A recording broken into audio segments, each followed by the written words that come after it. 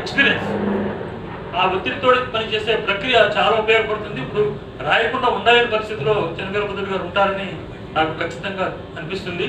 తర్వాత తెలుగు సాహిత్యంలో కందుకూరి వీరేశలింగం గారు రాసినంతగా బహుశా ఇప్పటివరకు ఎవరో రాయలేదు సాహిత్యం. అంతటి పొటెన్షియల్ ఉన్న వ్యక్తిగా చెన్నవీరభద్రుడు గారు కనపడతారు. ఇంకొకటి నా రిక్వెస్ట్ ఏంటంటే చెన్నవీరభద్రుడు గారు ఫేస్బుక్లో ప్రాచీన వాంగ్మయం మీద కానీ అలాగే ఈ పురాతన గుడుల చుట్టూ ఉన్నటువంటి సంస్కృతి గురించి, ఆ సంస్కృతి తెలుగు ప్రజల్ని ఎలా ప్రభావితం చేసింది, అది చాలా తాత్వికంగా చాలా గొప్పగా రాశారు. అయితే ఆ యొక్క పునాది, సంస్కృతి పునాది ఈరోజు మన జీవితాన్ని ఏ విధంగా నిర్దేశించింది. అయితే ఆ యొక్క ప్రాచీన వాంగ్మయం కానీ, ఆ పురాతన చరిత్ర కానీ, ఆ గుడుల చుట్టూ ఉన్న సంస్కృతి కానీ ఈరోజు మన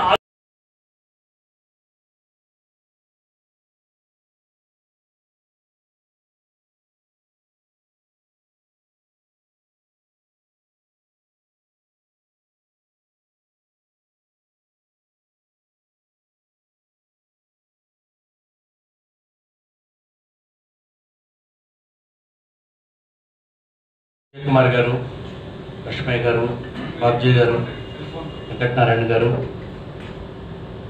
ఇక్కడ వచ్చినటువంటి నా సాహిత్య మిత్రులు, పెద్దలు, సాహిత్యాభిమానులు మీ అందరికీ కూడా ఎంతో వినయంగా నేను నమస్కారం చేస్తూ ఉన్నాను. ఆ మధ్య కుమార్ పూనవరపు ఒక రచయిత ఒక ఆయన ఒక మాట అన్నాడు, మీ రిటైర్మెంట్ ఫంక్షన్ చేస్తున్నారా మీ డిపార్ట్మెంట్లో అని అడిగాడు. ఏమనంటే నేనైతే చేయాలనుకోవట్లేదు, వాటి వద్దని చెప్తాను అన్నా. అలా కాదు, ఆయన ఎందుకు అడుగుతున్నారు మీరు అన్న. ఏం లేదు, రిటైర్మెంట్ ఫంక్షన్ జరిగితే చెప్పండి అంటే వస్తారా అన్న. లేదు లేదు రాము, మేమంతా బయట నుంచి ఉంటాము, ఆ ఫంక్షన్ అయిపోగానే మిమ్మల్ని పూలదండలతో స్వాగతిస్తాము, ఇక ప్రభుత్వాన్ని నుంచి మేము పట్టుకుపోతామని చెప్తాము అన్నాడు. ఈ సమావేశం అయితే నాకు అట్లాగా అనిపిస్తుంది. ఆయన అన్నాడు కానీ యథార్థాన్ని మీరంతా కూడా పూర్తిగా నాకు ఒక కొత్త ప్రపంచంలోకో లేదా పాత ప్రపంచంలోకో స్వాగతం పలుకుతున్నట్టే ఉంది. ఇది నేను ఊహించినటువంటి, ఆశించినటువంటి, ఎదురు చూడనటువంటి ఒక ఘనమైనటువంటి గౌరవంగా, సత్కారంగా భావిస్తున్నాను. ఎందుకంటే విజయవాడ అంటే 80లో వెంకటనారాయణ గారు చెప్పారు, మేము రాజమండ్రి పుస్తక ప్రదర్శన, అప్పటికి ఇంకా విజయవాడ పుస్తక ప్రదర్శన, హైదరాబాద్ ఫెస్టివల్ ఇంకా ప్రారంభం కాని రోజుల్లో రాజమండ్రిలో పుస్తక ప్రదర్శన జరిగేది. ఆ పుస్తక ప్రదర్శనకి చాలా పెద్ద ఎత్తున వచ్చేవారు పబ్లిషర్స్. దాంట్లో సాహిత్య వేదిక తరఫున, ఆంధ్రకేసరి యువజన సమితి తరఫున మేము చాలా ఒక కార్యకర్తలుగా పాల్గొనేవాళ్ళం. అప్పుడు నాకు పుస్తకాలు కొనుక్కోవడానికి కూడా డబ్బులు ఉండేవి కావు. ఆ రోజుల్లో పుస్తకాలను చూసేవాడిని. నాకు విజయవాడ అంటే గొప్ప అడ్మిరేషన్. ఎందుకంటే ఇది ఆంధ్ర తాలూకు పుస్తక రాజధాని, పబ్లిషింగ్ క్యాపిటల్, పత్రికా రాజధాని, అన్ని విధాలుగా కూడా. రాజమండ్రి సాంస్కృతిక రాజధాని అనుకునేవాళ్ళం, కానీ విజయవాడ ఈజ్ అన్ ఇంటలెక్చువల్ క్యాపిటల్గా ఆ రోజులో అనుకునేవాళ్ళం అన్నమాట. గౌడపాటి జగన్నాథరావు గారు విజయవాడ గురించి చెప్పే విషయాలు, ఆంధ్రజ్యోతి పత్రికలో కథ పడితే గొప్పగా ఉండేది, భారత్లో కవిత పడితే గొప్పగా ఉండేది. విజయవాడ ప్రతి ఒక్క రచయితకి ఒక కాశీ, ఓ మక్క. కాబట్టి అటువంటి విజయవాడలో విజయవాడ రావడం అంటే, లేదా ఒక మోహన్ ప్రసాద్ గారు లాంటి కవిని కలవడం అంటే అదొక ఆల్మోస్ట్ ఎవరో ఒక ఆకాశంలో ఉన్న గంధర్వుని కలవడం లాగా అనిపించేటువంటి రోజుల నుంచి ఈరోజు నాకు విజయవాడ పుస్తక ప్రచురణ సంఘం, ప్రచురణకర్తల సంఘం, ఫెస్టివల్ సొసైటీ వారు ఇలా ప్రేమగా ఒక సాయంకాలం నన్ను అతిథిగా ఆహ్వానించడం అనేది నా జీవితంలో నాకు ఆ రోజులతో పోల్చుకుంటే, నేను ఎక్కడ ప్రారంభించానో చూసుకుంటే ఇది నిజంగా ఒక గొప్ప జీవిత సాఫల్య క్షణంగా నేను దీన్ని చెప్పుకోవచ్చు. ఇంత దూరం ప్రత్యేకించి నేను ప్రచురణ రంగంలో కానీ సాహిత్య రంగంలో కానీ ఒకటి సాధించాలి అని నేను ఏ కృషి చేయకపోయినప్పటికీ చేసిన ఏ కొద్దిపాటి ప్రయత్నానికో మీరు ఇంత గౌరవాన్ని ఆదరణ నాకు చూపించారంటే నిస్సందేహంగా నేను మీకు సాష్టాంగ ప్రణామాలు చేస్తూ ఉన్నాను. 35 ఏళ్ళు నేను రాష్ట్ర ప్రభుత్వంలోనూ, ఒక 5 ఏళ్ళు రాజమండ్రిలో టెలికమ్యూనికేషన్స్లోను, మొత్తం 40 ఏళ్ళు నేను ఉద్యోగ జీవితం చేశాను. నేను రాజమండ్రిలో ఉన్న 5 సంవత్సరాలు ఒక రకంగా టెలికమ్యూనికేషన్స్ డిపార్ట్మెంట్ నాకు ఒక జీవన భృతి ఇచ్చి, నువ్వు ఏం చదువుకుంటావో, ఏ గురువుల దగ్గర తిరుగుతావో, ఏ సాహిత్యం గురించి మాట్లాడుకుంటావో మాట్లాడుకో అన్నట్లుగా నాకు ఒక అవకాశం ఇచ్చింది. నిజంగా అది నా యూనివర్సిటీగా నేను చెప్పచ్చు. నేను ట్రైబల్ వెల్ఫేర్లో చేరిన తర్వాత ఒక 13 ఏళ్ల పాటు నేను ఫీల్డ్లో పనిచేసినంత కాలం సాహిత్యానికి చాలా దూరంగా గడిపాను. ఒక కవిత రాయలేకపోయినా, ఒక కథ రాయలేకపోయాను. తిరిగి మళ్ళీ 1995లో ఒక 2 ఏళ్ళు నేను హైదరాబాద్లో ఉన్నాను. అప్పుడు 95లో ఒకరోజు విజయ్ కుమార్ గారు మా ఆఫీస్కి వచ్చి చీటీ పంపించారు, యునెస్కో పబ్లిషర్స్. ఇది కూడా ఒక థ్రిల్. ఎందుకంటే యునెస్కో పబ్లిషర్స్ అని ఒక ఆయన వచ్చి నన్ను కలుసుకునే ఒక క్షణం ఉంటుంది, ఇప్పుడు ఆ ఊహ కూడా రాలేదు. విజయ్ కుమార్ గారు 95లో పరిచయం అయినప్పటికీ 2000 దాకా ఆయనకి నేను ఏ రచనలు ఇవ్వలేదు, ఆయన ఆ రచనలు వేసే అవకాశం కూడా కలగలేదు. 2000 తర్వాత మొదటిసారిగా నేను 10 తెలుగు కథ ఒకటి, సహృదయ ప్రేమలేఖ అనే పుస్తకం ఒకటి, ఈ 2 పుస్తకాలు విజయ్ కుమార్ గారు నా పుస్తకాలు వేశారు. అప్పటి నుంచి విజయ్ కుమార్ గారితో నా ప్రయాణం సాహిత్య ప్రయాణంగా మొదలై అది పూర్తిగా ఒక ఆత్మీయ అనుబంధంగా ఈరోజు నాకు ఆయన ఒక పెద్ద దిక్కుగా, ఒక హితైషిగా, బంధువుగా, అన్నగా, అన్ని విధాలుగా నన్ను ఆదుకునే మనిషిగా నా ఉద్యోగ జీవితంలో కానీ వ్యక్తిగత జీవితంలో కానీ ఏదైనా ఒక ఇబ్బంది వస్తే తక్షణమే ఫోన్ చేసి సంప్రదించే ఒక మనిషిగా ఆయన నా జీవితంలో ఆయన నిలబడ్డారు. ఈ 35 ఏళ్ళుగా నేను ఉద్యోగ జీవితంలో చాలా ప్రాంతం చూశాను. ఒక విధంగా చెప్పాలంటే ఉమ్మడి ఆంధ్రప్రదేశ్లో 3 ప్రాంతాల్లోనూ, రాయలసీమ, తెలంగాణ, ఉత్తరాంధ్ర 3 ప్రాంతాల్లోనూ కూడా పనిచేసే అవకాశం లభించిన అతి కొద్ది మంది అధికారులు నేను కూడా ఉంటాను. మారుమూల గిరిజన ప్రాంతాలు, దాదాపుగా ఎవరు తిరగని ప్రాంతాలు కూడా నేను తిరిగాను. విజయనగరం జిల్లాలో అయితే మొన్న నేను ఉద్యోగ విరమణకు ముందు ఒకసారి మళ్ళా నేను నా ట్రైనింగ్ ప్రారంభించిన ప్రాంతాలు చూద్దాం వెళ్ళినప్పుడు చూసుకుంటే విజయనగరం జిల్లా పార్వతీపురం అడవుల్లో నేను ఎక్కడికి కొండలేదు, నల్లమల అడవుల్లో నేను తిరిగిన చెంచుగూడెం లేదు. ఆదిలాబాద్ జిల్లాలో, పూర్వ ఆదిలాబాద్ జిల్లాలో నేను వెళ్ళనటువంటి, తిరిగినటువంటి గోడుగూడెం కూడా లేదు. కానీ ఎంతవరకు ఈ జనజీవితం గురించి నాకు తెలుసు, ఎంతవరకు వాళ్ళ గురించి నేను తెలుసుకున్నాను ప్రశ్నిస్తే మాత్రం నా దగ్గర సమాధానం లేదు.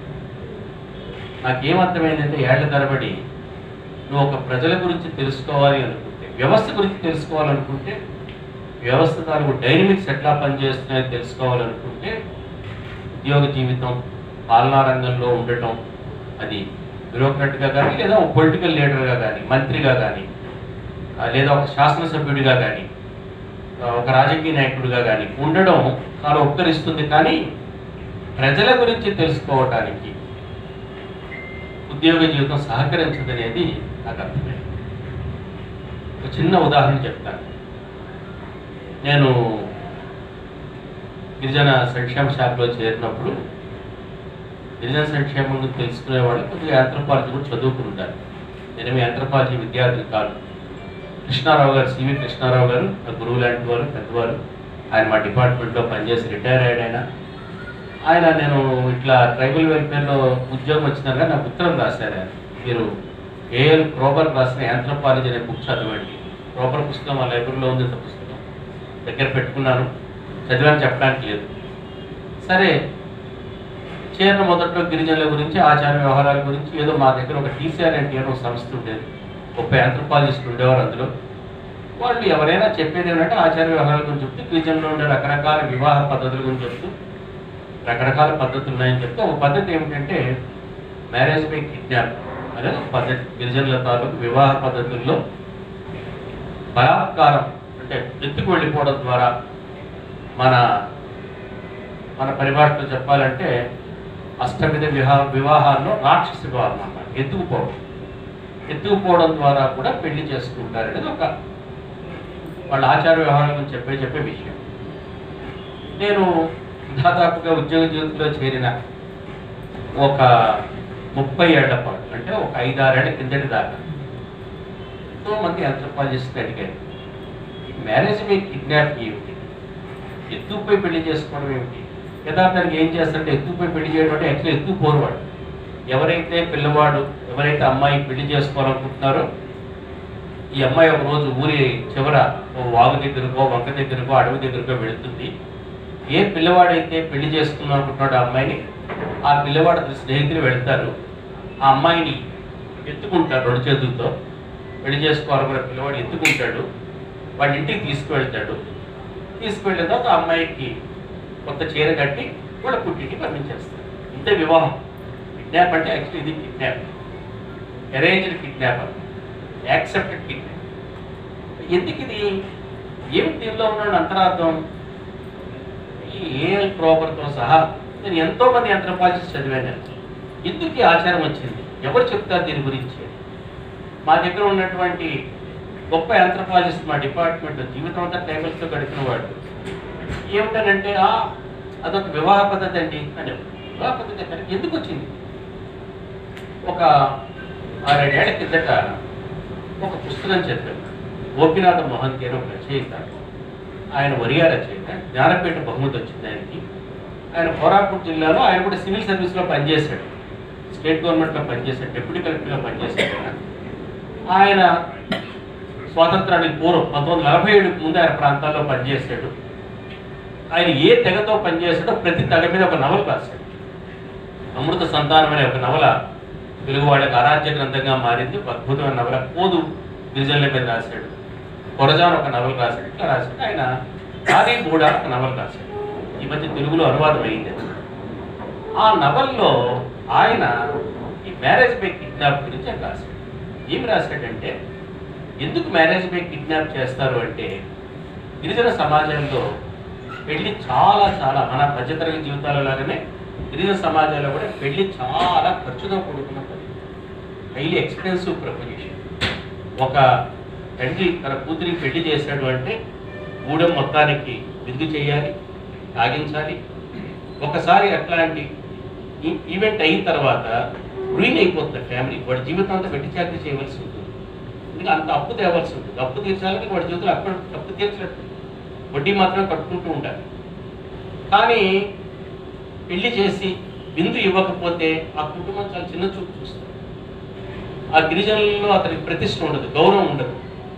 కాబట్టి సమాజం ఎవడైతే నిర్ధనుడు నిరుపేద ఉంటాడో వాడు కూతురికి పెళ్లి చేయలేకపోతే, ఇలా 10 మందికి పిలిచి విందించి పెళ్లి చేయలేని పరిస్థితి ఉంటే వాళ్ళకి సమాజం చూపించిన ఒక షార్ట్ కట్ ఏంటంటే మ్యారేజ్ బై కిడ్నాప్. ఏమయ్యా అంటే, ఏం చేయను బాబు, మా అమ్మాయిని వాడు ఎత్తుకుపోయాడు, లేకపోతే మిమ్మల్ని విందుకు పిలిచి ఉండేవాడిని, మీ అందరికీ తాగించుండేవాడు చెప్తాడు అన్నమాట తండ్రి. ఇది యథార్థంగా అందులో విషయం.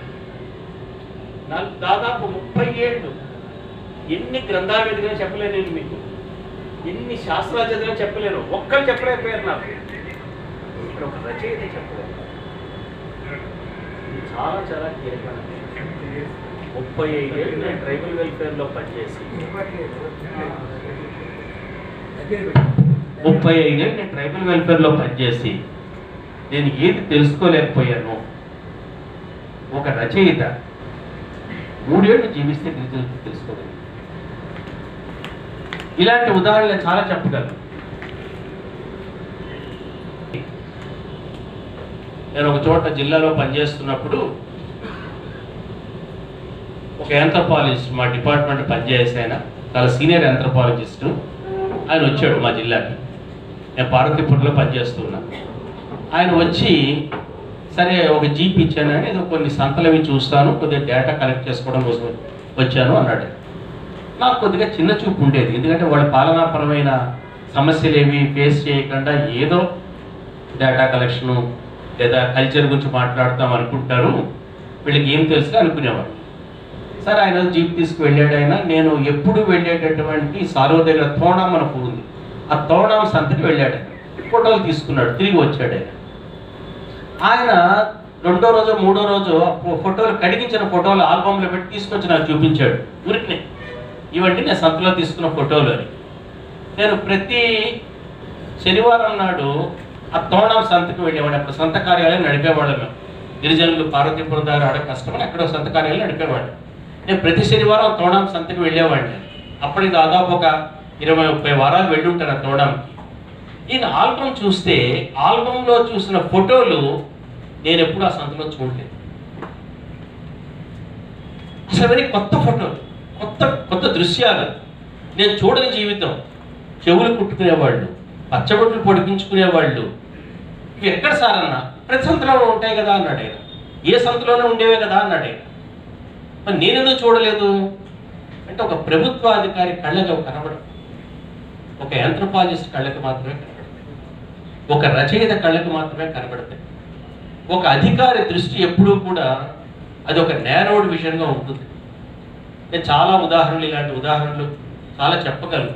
నేను శ్రీశైలంలో సుండిపెట్టలో ఒకరోజు పొద్దున్నే మా ఇంట్లో కూర్చుని ఉండగా కొంతమంది చర్చి వాళ్ళని కలుసుకోవడానికి వచ్చారు. వాళ్ళు వచ్చినటువంటి వాళ్ళు మహబూబ్ నగర్ జిల్లా బల్మూర్ అనే మండలం నుంచి వచ్చారు. ఆ బల్మూర్ అనే మండలం మహబూబ్ నగర్ జిల్లాలో దాదాపుగా ప్లేన్ ఏరియా మండలంగా మారిపోయింది. పూర్వ మహబూబ్ నగర్ జిల్లా నుంచి మాట్లాడుతున్నారు. ఇప్పుడు ఏ జిల్లాలో నాకు తెలియదు, నాగర్ కర్నూలు జిల్లా అయింది. ఆ బల్మూర్ నుంచి అడవి ఎప్పుడో నేను కూడా బహుశా ఒక 60-70 ఏళ్ల కింద అడవి దూరంగా వెళ్ళిపోయింది. ఆ ఊరికి ఎప్పుడో ఒక 20-30 కిలోమీటర్ల దూరంగా వెళ్ళిపోయింది అడవి. ఆ ఊరంతా ఇప్పుడు ఎలక్ట్రిక్ మోటార్లు వేసుకుని వేరుశనగ పండించుకుంటూ ఉంటారు. నా దగ్గరికి వచ్చిన చెంచు రైతులు కూడా వాళ్ళకి ఎలక్ట్రిక్ బోరు బావులు ఇవ్వమని, మోటార్లు ఇవ్వమని, వేరుశనగ విత్తనాలు ఇవ్వమని అడగడానికి వచ్చారు నా దగ్గరికి. పొద్దున్నే వచ్చారు వాళ్ళ దగ్గరికి, ఇంటికి వచ్చారు. ఆ మాట ఈ మాట మాట్లాడుతుంటే ఒక ఆయన ఏం చేశాడంటే, ఆయన జోలిలాగా ఉంది, ఆ జోలిలోంచి చిన్న తేనె పట్టు తీశాడు. చిన్న తేనె పట్టు, పండులాగా ఉంది, చిన్న కొమ్మకి చిన్న తేనె పట్టు వేలాడుతూ ఉంది. దీన్ని చిరితేనె అంటారు. ఇది మందుకు చాలా మంచిది. తేనె మామూలుగా మందులో వాడచ్చు అంటారు, కానీ ఈ చిరితేనె చాలా మంచిది. ఈ చిరితేనె పట్టు మీకోసం తీసుకొచ్చాను, నాకు ఇచ్చాడు. అది చూస్తే చాలా బ్యూటిఫుల్గా ఉంది, ఫ్రెష్గా ఉంది. నేనేమనుకున్నానంటే, వాడు ముందు రోజు రాత్రి వచ్చామని చెప్పారు రాగానే. మరి దీన్ని ఎంత ఫ్రెష్గా ఎలా కాపాడగలిగారు మీరు? నిన్న వాళ్ళు ఎప్పుడు బయలుదేరి ఉంటారు, ఎప్పుడు వచ్చి ఉంటారు, రాత్రంతా పెట్టుకున్నారు, పొద్దున్న దగ్గరికి వచ్చారు, ఫ్రెష్గా కనబడుతుంది, ఇంత ఫ్రెష్గా ఉంది, మీరు దీన్ని ఎట్లా కాపాడగలిగారు అని అడిగారు. అంటే లేదు లేదు, మేము ఇది ఎక్కడి నుంచి తేలేదు. మరి ఎక్కడ తెచ్చారు అంటే, మీ ఇంటికి వస్తుండగా దారిలో చెట్టు మీద కనబడింది, తీసుకొచ్చాము అన్నారు. అరే, మా ఇంటికి వచ్చే దారిలో నిద్రగన్నేరు చెట్టు మీద ఉందంట. ఆ చెట్టు కింద నుంచి నేను సుండిపేట వాస్తవిలో రోజుకి 4 సార్లు 5 సార్లు చొప్పున కొన్ని 100 సార్లు తిరిగి ఉంటాం. మాకు ఎందుకు కనబడలేదండి? ఈ చెంచువాడికి ఎట్లా కనబడింది? వీడు పోనీ అడవి దగ్గర ఉన్నాడా? అడవి ఎప్పుడో వీడి దూరంగా వెళ్ళిపోయింది. కానీ వాడిలో ఇంకా ఆదిమ మానవుడు సజీవంగా ఉంది. మనలో ఆ పూర్వీకుడు ఆదిమ మానవుడు ఎన్నో తరాల కింద అదృశ్యమైపోయాడు, దూరంగా వచ్చిన ఆదిమ మానవుడికి. కానీ ఆ చెంచువాడి ఇంకా ఆదిమ మానవుడు సజీవంగా ఉన్నాడు. కాబట్టి మేము చూడనటువంటిది, నేను చూడనటువంటి చిరితేనె పట్టు అతను చూడగలిగాడు. ఇవన్నీ ఎందుకు చెప్తున్నానంటే, 35 ఏళ్ళు గవర్నమెంట్లో గడిపిన తర్వాత నాకు అర్థమైంది ఏమిటంటే, నేను మరింత సజీవంగా ఉండాలంటే, మరింత చైతన్యవంతంగా ఉండాలి అంటే ఈ గవర్నమెంట్ ఉద్యోగం నుంచి బయటపడాలి. గవర్నమెంట్లో అద్భుతాలు చేస్తారు. మన సినిమాల పట్ల నాకున్న ఫిర్యాదు ఏమిటంటే, అవి కమర్షియల్ అయినదోల కమర్షియల్ సక్సెస్ఫుల్ అయినదో నాకే బాధలేదు. నాకున్న అతిపెద్ద సమస్య ఏంటంటే, అవి మనుషుల యొక్క సెన్సిబిలిటీస్ని ఇన్సెన్సిటివైజ్ చేస్తున్నాయి, బండ పార్కెట్లు చేస్తున్నాయి. నేను మా పిల్లవాడికి అడిగాను, ఒరే ఈ మధ్య ఏదో సినిమా వచ్చింది, నేను పేరు చెప్పను, మీరు తెలుస్తుంది మీకు, ఈ సినిమా చాలా పెద్ద బ్లాక్ బస్టర్ అంట, ఆ సినిమా చూసావా అని అడిగాను. చూశాను అన్న. నచ్చిందా? నచ్చిందా. ఏం నచ్చింది ఆ సినిమాలో అన్న. వాడికి విజువల్ లాంగ్వేజ్లో మాట్లాడడానికి ప్రయత్నించాడు. నేను ఆ సినిమా చూడలేదు. సరే మళ్ళీ కూర్చోబెట్టి మా పిల్లవాడే చెప్పాను, నువ్వు చెప్పిన మాట నాకు కొత్త విషయం తెలియజేసింది, ఒక విజువల్ లాంగ్వేజ్ ఇస్తున్నాడు దర్శకుడు అని చెప్పావు, చాలా బాగుంది. కానీ నేను కూడా ఇంకో మాట చెప్తాను, నేను మెగలోమానియాక్ అని ఒక మాట ఉంది. అంటే ఏమిటంటే మెగలోమానియాక్ అంటే పెద్ద పెద్ద విషయాల పట్ల అబ్సెసివ్గా ఉంటాడు. పెద్ద పెద్ద గ్రాఫిక్స్, పెద్ద పెద్ద తెరలు చూపించడం, పెద్ద పెద్ద యుద్ధాలు చూపించడం, ఇది ఒక మెగలోమానియాక్ నేచర్. తెలుగు సమాజం ఇటువంటి ఒక మెగలోమానియాక్ సొసైటీగా మారింది. ఏదైనా సరే పెద్ద పెద్దవి జరగాలి. కానీ సాహిత్యం ఎప్పుడు కూడా మెగలోమానియాక్స్ కాకుండా ప్రజల్ని కాపాడుతుంది, మానిస్టర్స్ కాకుండా మాట్లాడుతుంది. సాహిత్యం దేని గురించి మాట్లాడుతుందంటే చిన్ని చిన్ని స్నేహాలు, చిన్ని చిన్ని ఆనందాలు, చిన్ని చిన్ని బృందాలు, చిన్ని చిన్ని త్యాగాలు, చిన్ని చిన్ని ఓదార్పులు, చిన్న చిన్న విజయాలు, చిన్న చిన్న లిటిల్ యాక్ట్స్ ఆఫ్ కైండ్నెస్, దయాపూరితమైన చిన్న చిన్ని మాటలు, వీటి గురించి సాహిత్యం మాట్లాడుతుంది. ఒక మెగలోమానియాక్ జాతి మారితే ఏమవుతుందో అబ్దుల్ కలాం ఒక విజేతాత్మకంలో రాశాడు. ఆయన ఏం రాశాడంటే గ్రీకులు చాలా సౌందర్యారాధకులు, సత్యాన్వేషులు, జ్ఞానాన్వేషులైనటువంటి జాతి. మీకు తెలుసు ఈరోజు మొత్తం వెస్ట్రన్ సెన్సిబిలిటీస్కి గ్రీక్ థాటే పునాది. కానీ గ్రీక్ నుంచి రోమన్లకు వచ్చినప్పుడు ఏమైందంటే రోమన్లు మెగలోమానియాక్, పెద్ద పెద్ద సైన్యాలు, పెద్ద పెద్ద భవనాలు, పెద్ద పెద్ద యాక్విడక్టులు, పెద్ద పెద్ద రోడ్లు, ఏదైనా సరే ఒక మెగలోమానియాక్ నేషన్ అన్నమాట.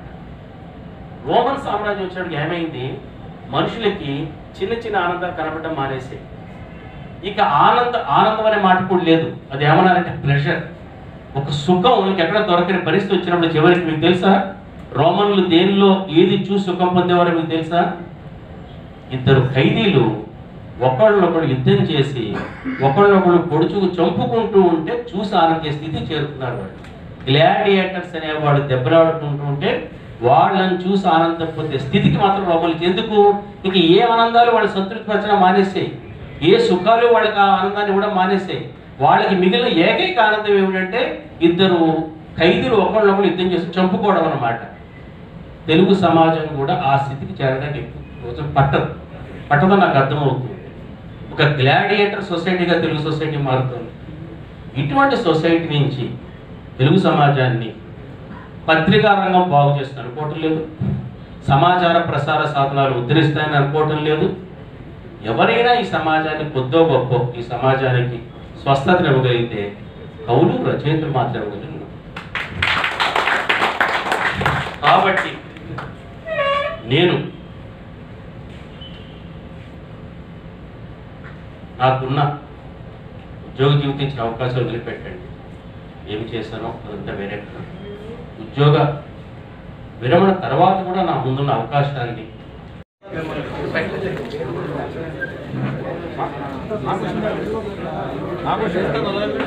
ఆభూషణం